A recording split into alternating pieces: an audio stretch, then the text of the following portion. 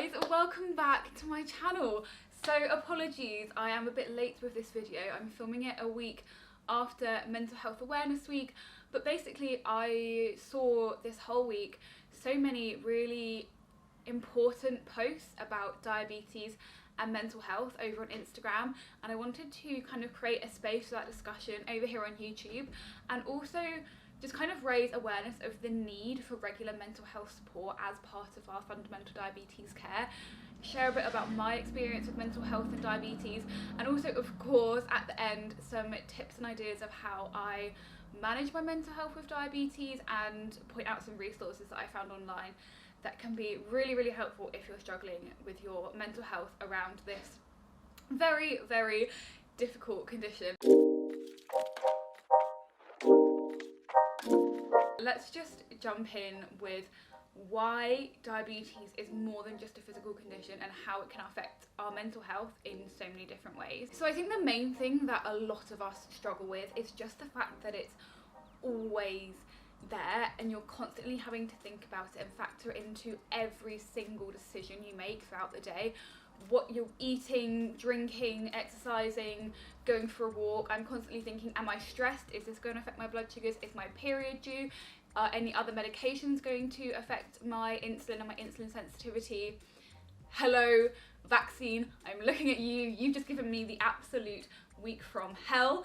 So having bad blood sugars on top of feeling ill from the vaccine, not for me. But also thinking about, like, will I have enough supplies to go on this girls' trip away? If I go on a long drive, will there be places to pull over in case I go low? All of these things are constantly whizzing around our head, and there's, I feel like, quite a well-known stat now that the average type 1 diabetic makes 180 extra decisions every single day compared to your average person.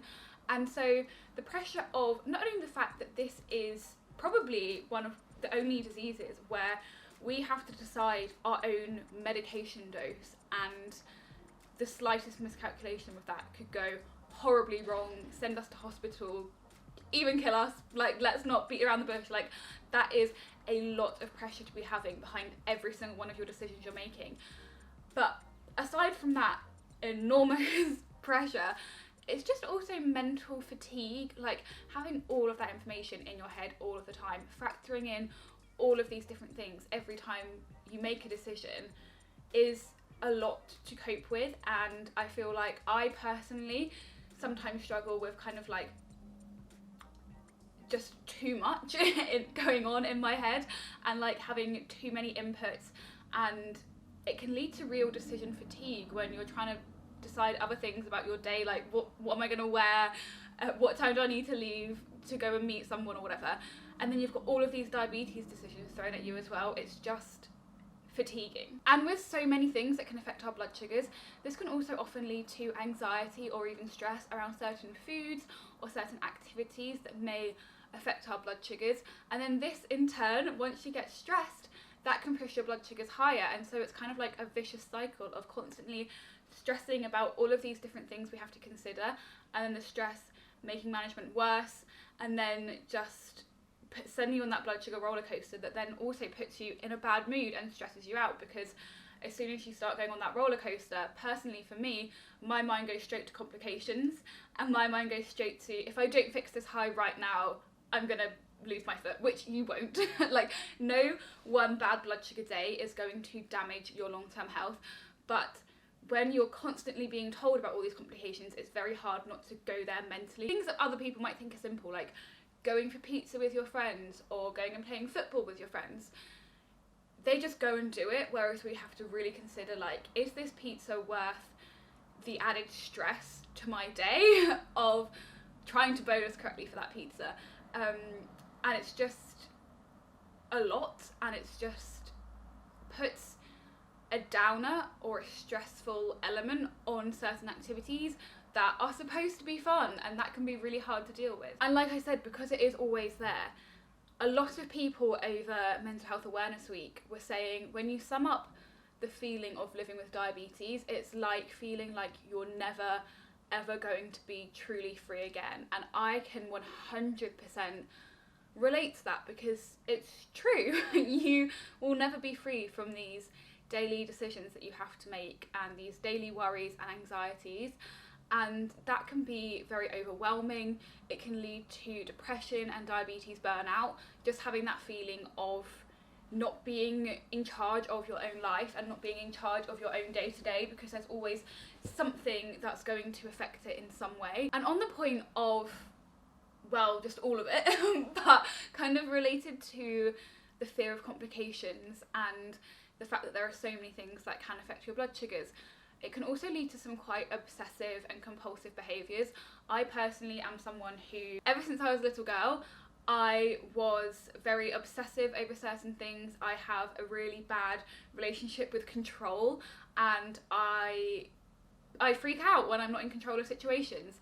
And it's something that I've always had even before I was diabetic, but when you add diabetes to that and the fact that you can't be in control all of the time, it's really hard to deal with, and we put a lot of emotional ties to our blood sugars and the numbers that we see on the screen, and it can lead to a lot of self-criticism if you feel like you're not able to control it. And a disease like diabetes, it is impossible to manage perfectly 100% of the time. It's just not going to happen. Even if you ate the same thing every day, did the same exercise every single day, and took the same insulin every single day, things would affect your blood sugars, like the weather, like stress, anxiety, like getting ill.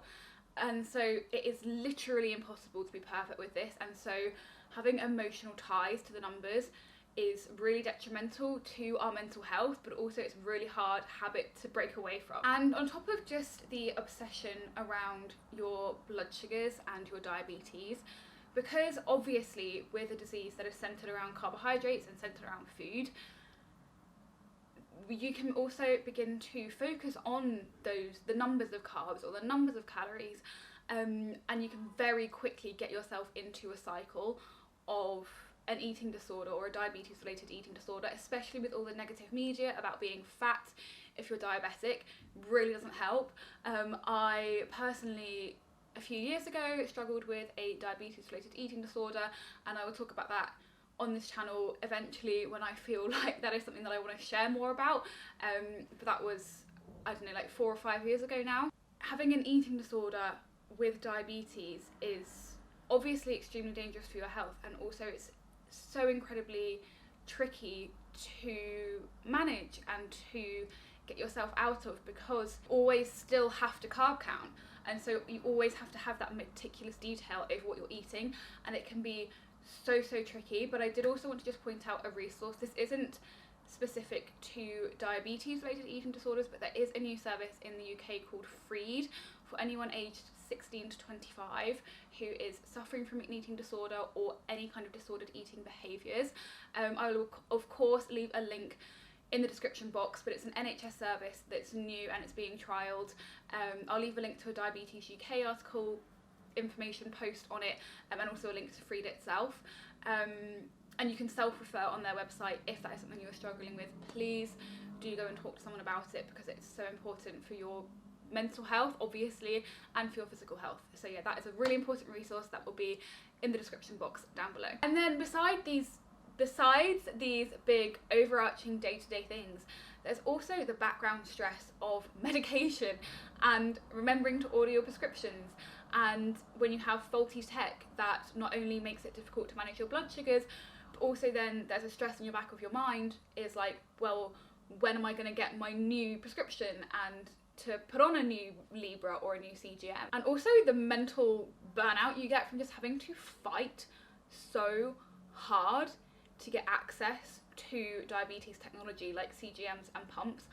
I'm currently going through the battle of trying to get an insulin pump prescribed here in the UK, and I am vlogging that whole process, so if that is something you're looking into in the UK, I'll be showing my experience with that as soon as I have an outcome. Yeah, just trying, it's been months in the making of this pump application, and getting a Libra was really hard, and just having to constantly fight your own cause is mentally draining. It takes up a lot of our time and it's quite stressful, especially knowing when these pieces of tech can literally revolutionise your diabetes management, and then the possibility of knowing you might not get it, and oftentimes you don't get it, then it's just constantly sat in the back of your mind that like, well, my diabetes isn't managed as best as it could be. I'm doing everything I can do with what I have available to me. There are things that could make this a lot easier in my life, but I can't have them, so I have to live with that. So that's kind of the ramble bit I wanted to do about mental health with diabetes, to kind of raise awareness to anyone who isn't diabetic about why mental health care needs to be part of our routine diabetes care. I think there is now like a legislation or a rule or a guide that mental health care should be part of our like annual checks, but this happening in practice I haven't seen personally. So yeah, this is just something that's really important to me, but I did want to move into my kind of practical advice about how you can help manage your mental health while dealing with diabetes. The first thing that I found is absolutely key to me staying sane is being proactive with my diabetes. So whether that's things like setting reminders on your phone to order your prescription 2 weeks early so that you never have to worry about your medication. Also things like tracking your diabetes management really carefully, so your blood glucose, obviously, your insulin doses, any exercise you've done, so you can see those trends and you can get on top of them and you can know that you're doing everything that you can do to manage your diabetes as well as possible, and getting in a really good morning routine so that you know exactly what you're doing for the first part of your day with your diabetes, and you can take the decision making out of it and just go on autopilot for a while. Because personally for me in the morning there's not too much that changes, and so I never have to think about what I need to change with my insulin. I can just know what I'm eating, I take the right insulin, works every time, done. And being on autopilot with diabetes, even for a small window of your day, takes off a massive weight. So getting a good routine in the morning is really helpful for me at least. But yeah, let me know if you want me to share more about my morning routine and how I kind of set myself up for success for the day with diabetes. Wow, that sounded cheesy. But how I just, yeah, take that burden off myself in the morning. I can share more about that if you are interested. Next thing that is so important for me is sharing the load of your diabetes with anyone else.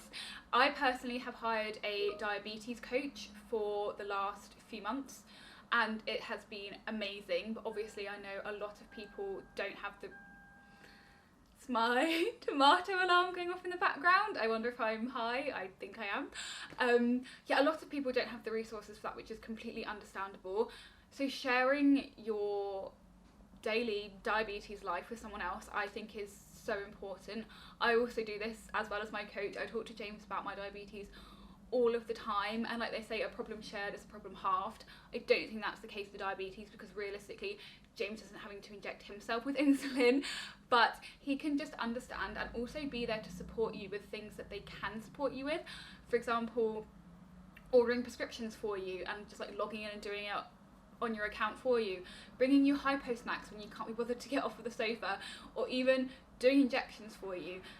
Like, your loved ones are there to support you, so if you are struggling, and even if you're not struggling, please just share with them as much as you can, as much as you want to, because there will be moments when you don't think they're useful and then they swoop in with an apple juice box and they literally save the day, and they save your mental struggle of having to consider thought of getting off the sofa when you're hypoing. And on top of that, you don't just have to share your diabetes with your friends and family. There's also an amazing online diabetes community that has honestly done wonders for my mental health with diabetes, not only here on YouTube and on Instagram, but also the diabetes app is amazing. It's essentially a social media app purely for people with diabetes, and you can meet other diabetics, you can talk about your struggles. There's like daily posts where they like discuss different topics, there's articles in there, and they do like lives on different topics related to diabetes. But also there's people just sharing their real, raw, honest experience with diabetes, and I personally find it so helpful when I'm having a bad day, knowing that there are other people that go through that too. Something that I have found absolutely incredible, and this might not be for everyone, is meditation. And I've only kind of started doing this recently, but I was finding that the stress of diabetes was then pushing my levels higher overnight, And then it kind of gets you in a vicious cycle because you worry about the highs and then the worry sends you high.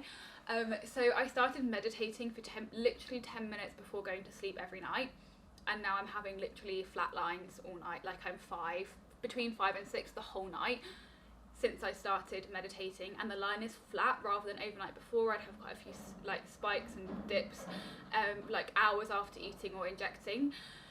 So meditation is something I would 100% recommend. I literally just find like a 10-minute before bed meditation on YouTube and listen to that, and often half the time I fall asleep during it. If meditation isn't for you, then any of the classic like self-care activities, although they're not specifically related to your diabetes, are going to massively help. Just relax, unwind, take off a bit of that layer of stress, and you can think about something else other than your sugars for a little while. Paint your nails, have a bath, read a novel. It's like amazing how much like just getting lost in a different activity can really help with the diabetes burnout. And then some really important resources I did want to talk about for your mental health with diabetes. Obviously, always talk to your diabetes team if you are really struggling with your diabetes and mental health. I mean, you shouldn't have to be struggling to be able to talk to them about it. You should be able to talk to them about your mental health whenever you feel fit. But especially if you're struggling, please do reach out to them. You never know what services that are available. I know at my previous clinic there was a specific diabetes psychologist on team. Unfortunately, her funding then got cut, so she wasn't there for all that long, but she was there for a couple of years and she did wonders while she was there. And that was years ago that she left, so I don't know, maybe she's back now, but you never know what kind of resources are available to you until you ask. So do just check in, and even if there's not a designated counsellor or psychologist at your clinic, the clinicians are there to help you with this too. And a lot of the time, some of the mental health struggles we have with diabetes can be related to our actual diabetes management struggles, and so getting to the bottom of those issues will really help you with your mental health as well. And then finally, an amazing resource is the Diabetes UK helpline. I'm going to leave a link to it down below, of course, but yeah, it's just a helpline that you can phone. I think I was going to say 24 hours, but I've just completely made that up off the top of my head, but obviously it would definitely be like their working hours. And yeah, you can just phone up and talk about anything diabetes related. They have people who are trained on diabetes who can answer your questions, and they're there to support with anything from queries related to management to also like mental health aspects and supporting you psychologically. So that helpline can be amazing if you feel like you're really struggling and you maybe don't want to talk to your own diabetes team. But they also have support groups over on Diabetes UK as well, where you can find a local diabetes support group if maybe the online community isn't your thing and you'd rather talk to people in person and meet people in person.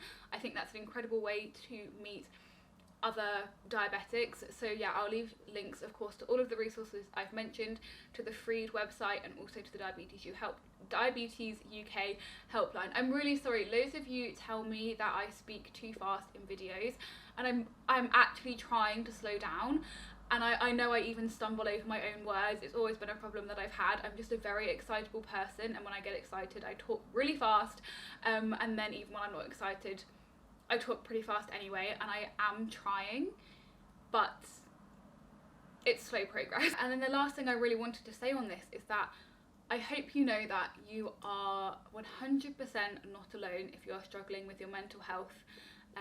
As a diabetic, it is a lot to deal with. Like the beginning of this video shows, there are a lot of things that can affect our mental health as a diabetic, and there's a whole community of people online to support you, all of the resources I've mentioned, and you are incredibly strong for battling through this, because diabetes is not a picnic. But yeah, that is it for this video. I hope it has been informative or helpful in some way. I hope you all have a fantastic rest of your day, and I'll see you in the next one. Bye!